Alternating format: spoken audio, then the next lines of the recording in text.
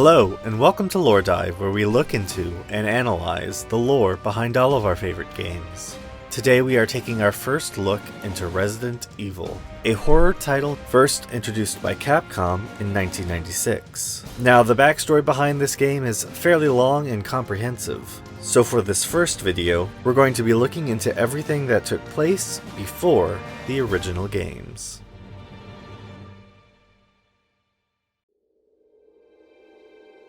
The circumstances that led to the introduction of bioorganic weapons, also known as B.O.Ws, into the world stretches back to the late 1940s. And our first report will focus around these incidents as well as the events that led to the first known biological outbreak caused due to the creation of these living weapons. An outbreak which is now most commonly known as the Mansion Incident.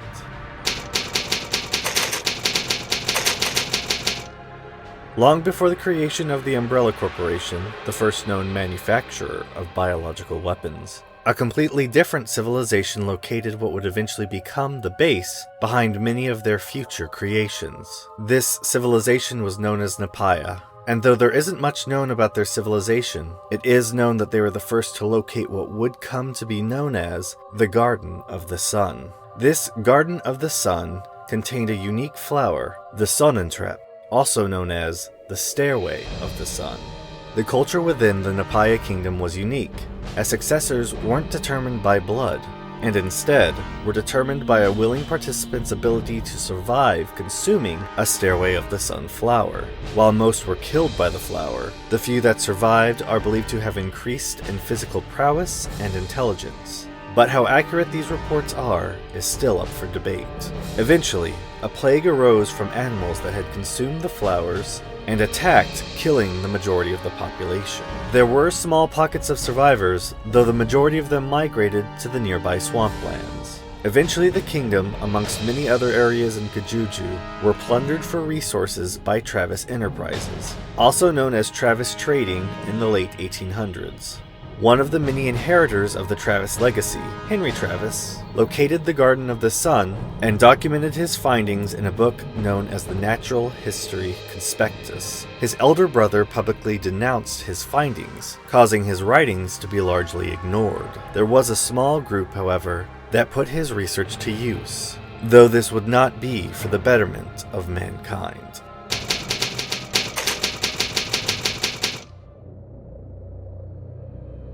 The Umbrella Corporation originated as part of a eugenics program. The founding members were Dr. Oswald E. Spencer, Dr. Edward Ashford, and Dr. James Marcus. Oswald E. Spencer, also known as Lord Spencer, was born in 1923, and while not much is known about his early childhood, he at some point became enraptured by Henry Travis's descriptions in the Natural History Conspectus, particularly the descriptions of a plant that could bestow great power to its consumer.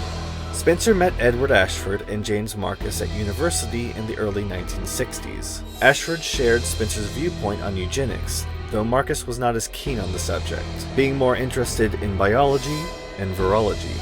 Oswald and Ashford's obsession with the Natural History Conspectus led Marcus to believe that the report about the Stairway of the Sunflower was indicative of a mutagenic virus. Believing that there could be more to this report than pure fiction, Ashford agreed to fund an expedition to look for the flower when the group had gathered enough information to estimate its location.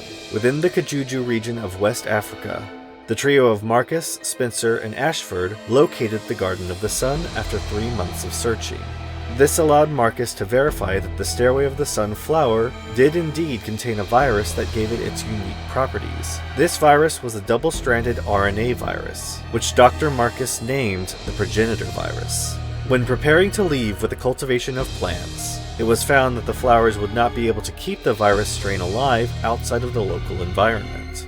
After months of studying cultivations using various factors, soil, temperature, water, and light exposure, the trigger that allowed the flower to produce the virus was not found. Despite these setbacks, Spencer began making plans to set up a company in March of 1967.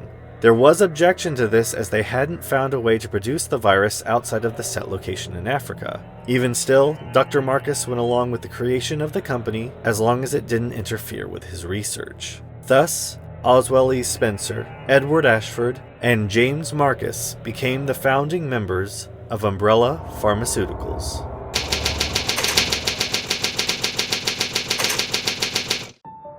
While the exact date that the project started is unclear, most believe that the United States Biological Weapons Program began in 1943, 2 years before the end of World War II. It was created as a way to gain an upper hand on its current enemies and possible future enemies. The program was limited at this stage, primarily researching bioagents such as anthrax. In 1972, the US government officially shut down their bioweapons program, but in secret began to fund Umbrella's research into their various bioweapon endeavors, primarily the Progenitor virus. The goal that the US government laid before Umbrella was twofold: that they would create a weapon that would be highly contagious, to the point where it would ensure the infection of an entire population. The second part of this goal would be to guarantee a 100% mortality rate.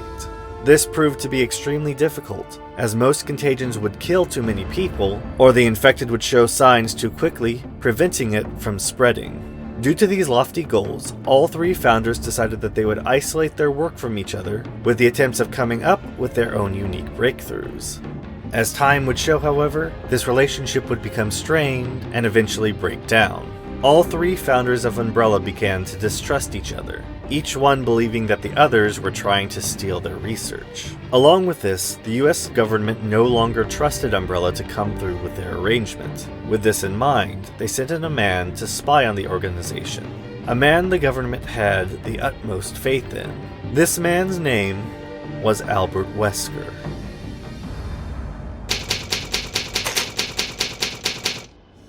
Unfortunately for the US government, their faith in Albert Wesker ended up being extremely misplaced. At some point in Spencer's life, he began to believe that the world was in an unacceptable state, and that the human race, if left to its own devices, would bring about the fall of mankind. His goal in life became to create a new variation of the human race, with himself as ruler of all. In truth, his vision was a delusion of grandeur, as humanity's continued existence was unimportant compared to his ever-increasing ego. In late 1966, Spencer began a plan that he believed would increase the viability of the human race through viral and genetic manipulation.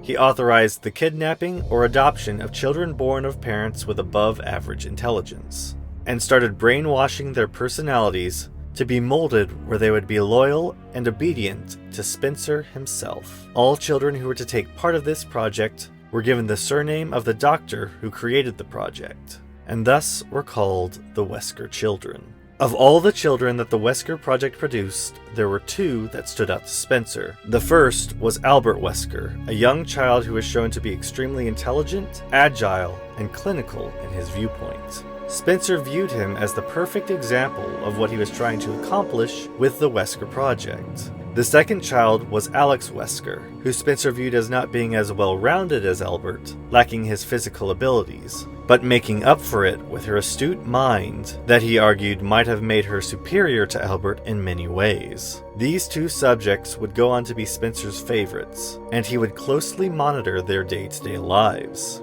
Eventually, the Wesker children were allowed to craft their own lives in various fields around the world. Though unbeknownst to them, they were still being monitored by Umbrella. By the 1980s, a number of these children would eventually gain employment with Umbrella, and one, Alex, would become informed of the project and its goals under her new role in Umbrella's intelligence division. She would agree to assist Spencer with the next step in the Wesker project, though this step wouldn't be put into effect until 1998.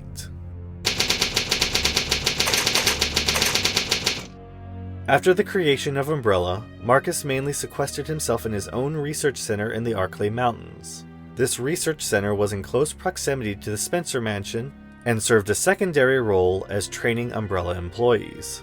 Marcus was largely hands-off and ignored the students, giving his assistant manager oversight over the training. In September of 1978, Dr. Marcus managed a breakthrough with a new virus strain, which he coined the Tyrant virus, also known as the T virus. He did this by injecting the Progenitor virus into leeches. This variation of the virus saw a very different response in human test subjects when compared to the infection caused by the Progenitor virus, as the infected didn't die. At least, not in the standard definition of the word. They instead became aggressive and were found to have cannibalistic impulses. They also lost intelligence due to the necrosis that the tyrant virus caused. They also experimented on various animals and plant life, with each species having their own unique mutations. Unfortunately for Marcus, there was an issue with the tyrant virus.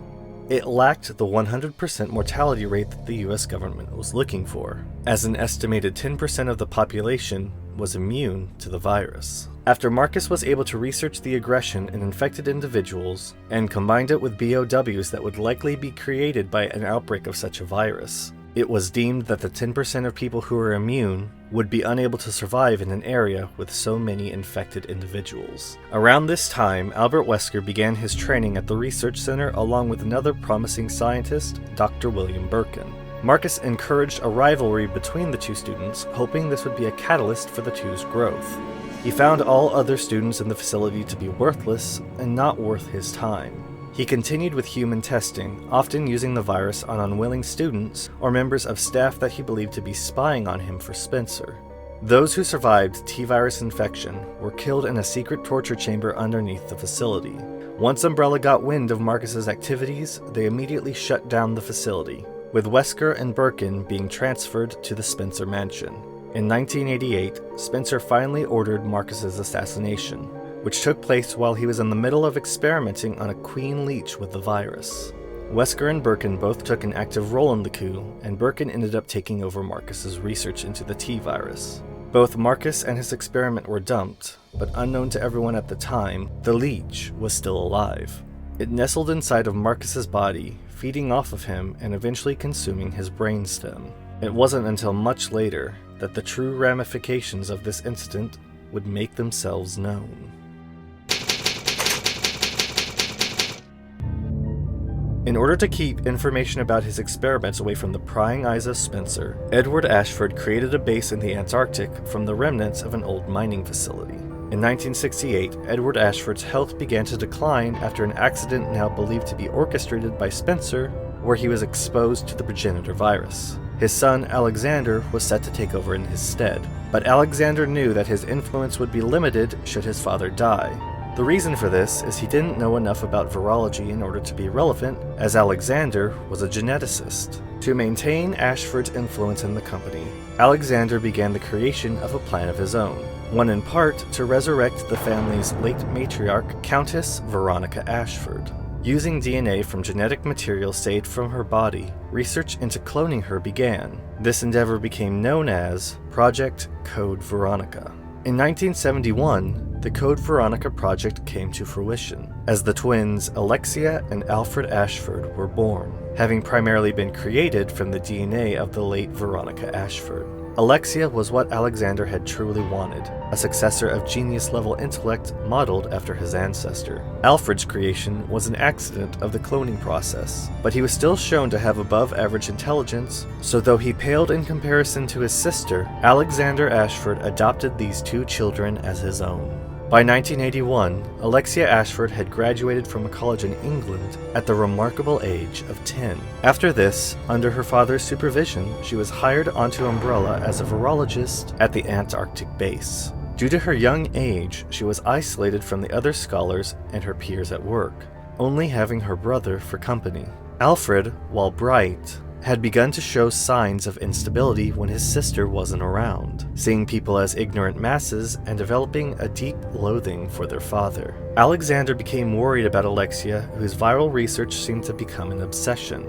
Alexia largely ignored her father's concern, as she no longer considered him her intellectual equal. In 1983, Alfred and Alexia located a secret room in the Antarctic base, one that revealed to the two the origins of their creation.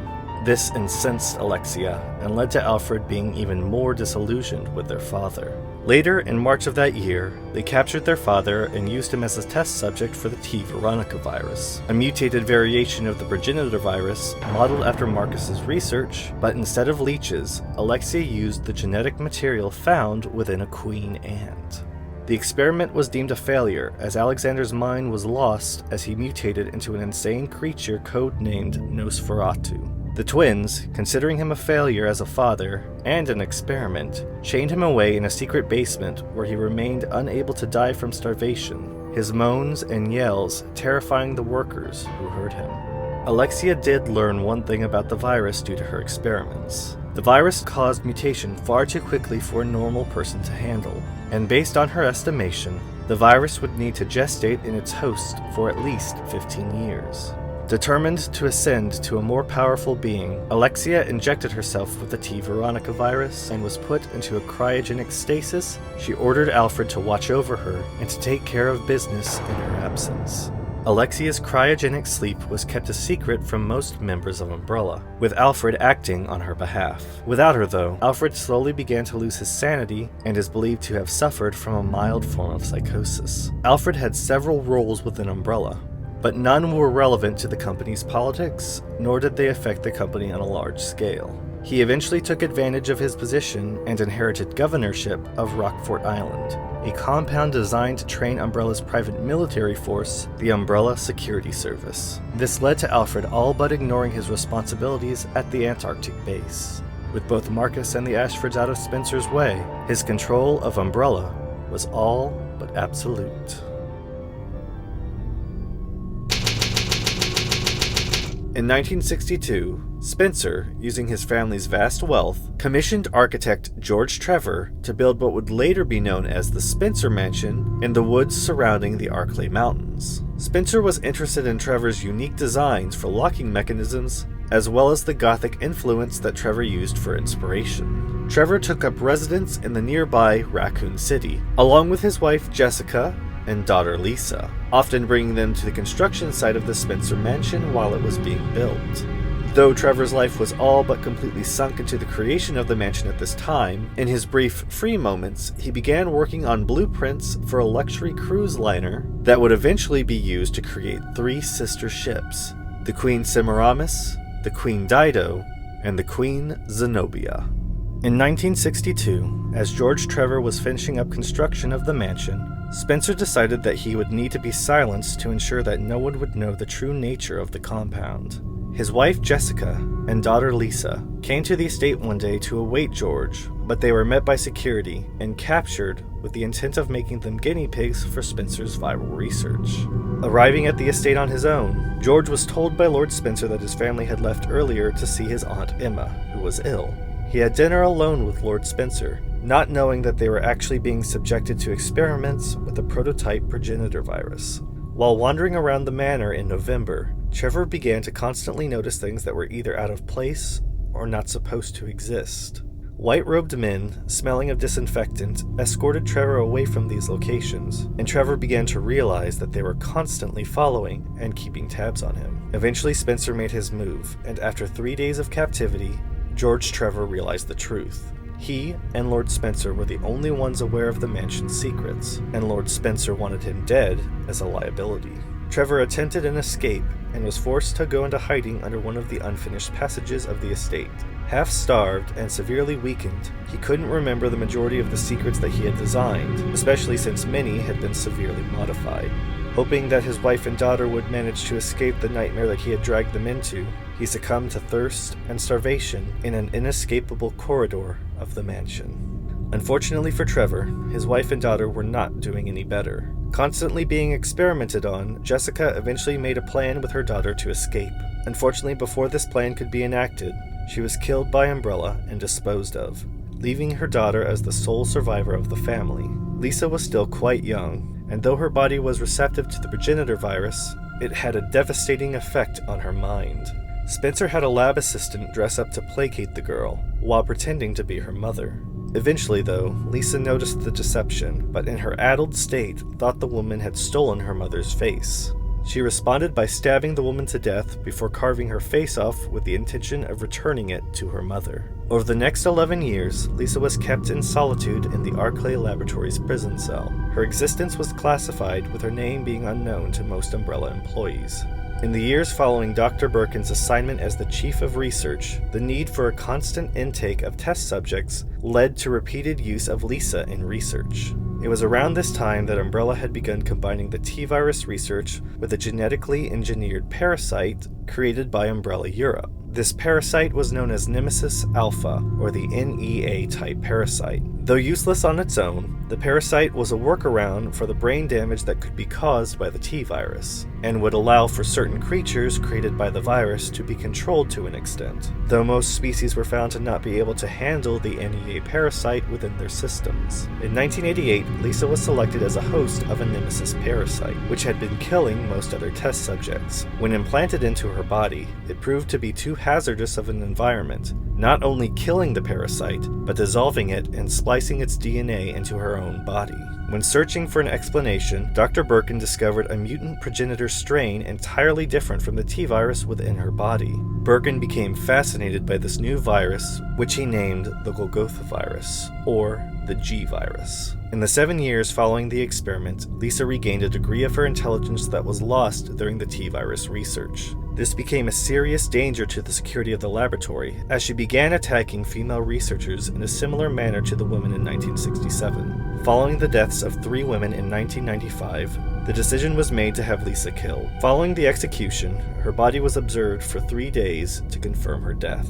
The lab's new chief of research, Dr. John Clemens, had her body taken to a secret location, where she awoke sometime later. Whether this was predicted by Clemens, who was notorious among Umbrella personnel for his disgust of their inhumane experiments, is unknown. Clemens did not have the stomach for Umbrella's illegal weapons research. Umbrella considered this a negative personality trait and kept him under constant supervision. Around 1998, a rival company made an attempt to steal Umbrella's research by planting a spy who was to send back information named Ada Wong.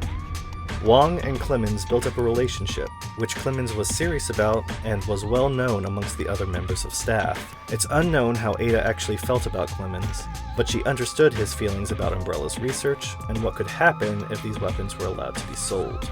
Unfortunately for Clemens, despite his moral objections, he wouldn't be able to voice them before fate would intervene. During his time at the Arclay laboratory, Birkin began a relationship with another researcher named Annette.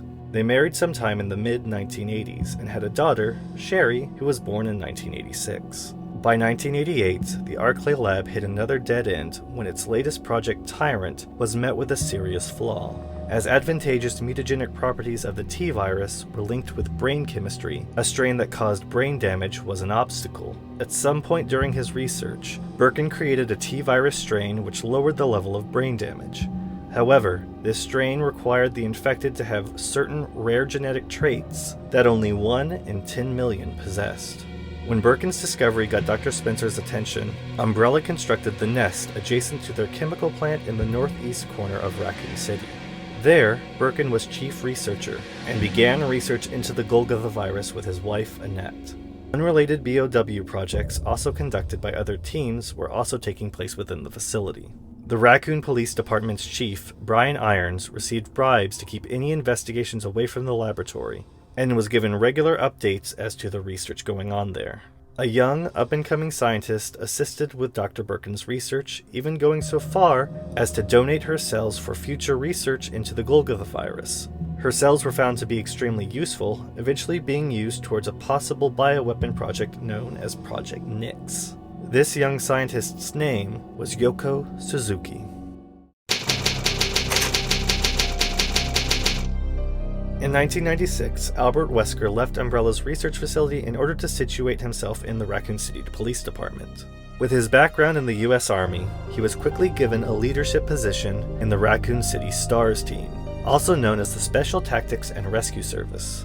Here he would be able to keep better tabs on what was going on in the city and help divert any possible suspicions that may arise from Umbrella's experiments. With that, all of the pieces would be in place for what would become one of the most horrifying and tragic events in the history of the world.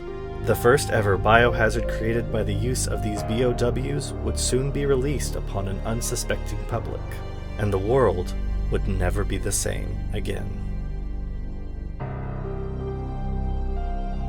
Thank you for watching our first look into the lore of Resident Evil. I'm actually a little under the weather right now, which is why my voice is a little scratchy. But I guess that's kind of fitting for a series that involves viruses and genetic experimentation. We'll be continuing on with this series as well as Friday the 13th before we move on to something else. I'm not entirely sure what the next series will be, but it'll probably be a while since we've got a lot of lore to get through with Resident Evil first. If you have any series that you would like to see or any recommendations that you would like to put forth, let me know in the comments below. And as always, thank you for watching, and I'll see you next time.